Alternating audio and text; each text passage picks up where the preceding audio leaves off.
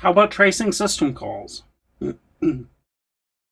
Whenever your program does a system call, you can actually find out what those things are. Or you can do this for other people's programs and see what system calls they're making. And the examples that I would use is strace, which runs on Linux systems, and on Macintosh, dtrace. These are super powerful for poking into what a program is doing, and they have other options besides just looking at system calls. And this is for when you probably don't have the source code and you're debugging somebody else's code. Another thing that you're going to probably want to know about is poking into what's going on in a network. And TCP dump is probably the most common, although there is also Wireshark, which is really good if you have non-encrypted data and you want to look at what's going on in a network.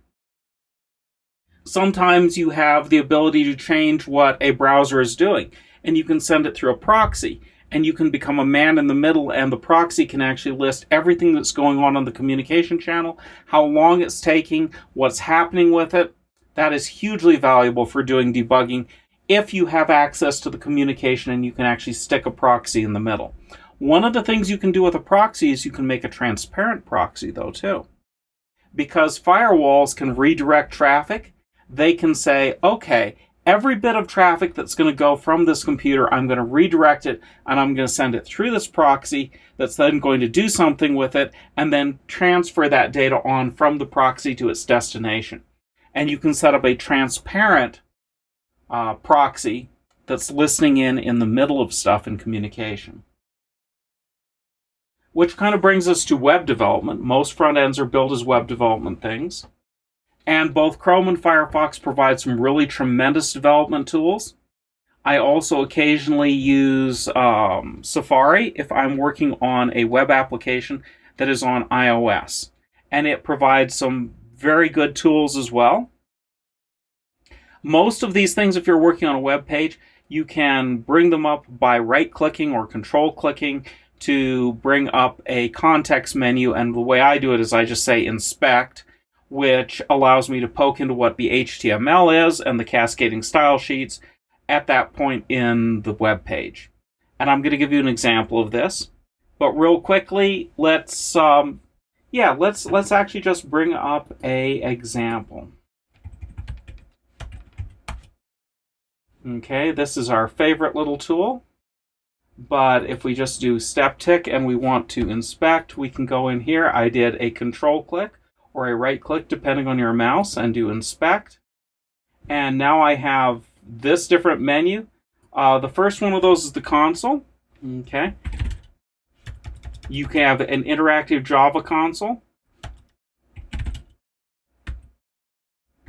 You can print out stuff. That's not a particularly useful thing to print out. But you can actually interact with the JavaScript. If you go to Elements, okay, you can go in here and say, oh, what are the elements and what are their values inside the actual code? You can find out where they are. You can change the layout. Over here, you can interactively change the styles of those elements, so you can actually interactively edit the stuff that's in that web page as it's running. And you get to poke into what is the particular set of stuff. The sources. What are the different JavaScript sources in here? Like, what is ALU.js? You can actually see it and see how it's implemented.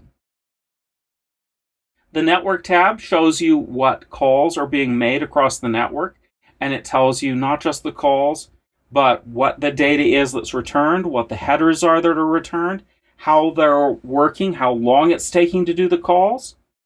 You can look at the performance and poke through how long it's taking to run a particular piece of stuff. Or you can go looking for memory leaks and stuff like that. If you look at application, you can look at what the local storage is or what the cookies are, and you can find out what data is it saving locally and what the values are that it is saving. You can look at the security and how it's handling security inside that web page.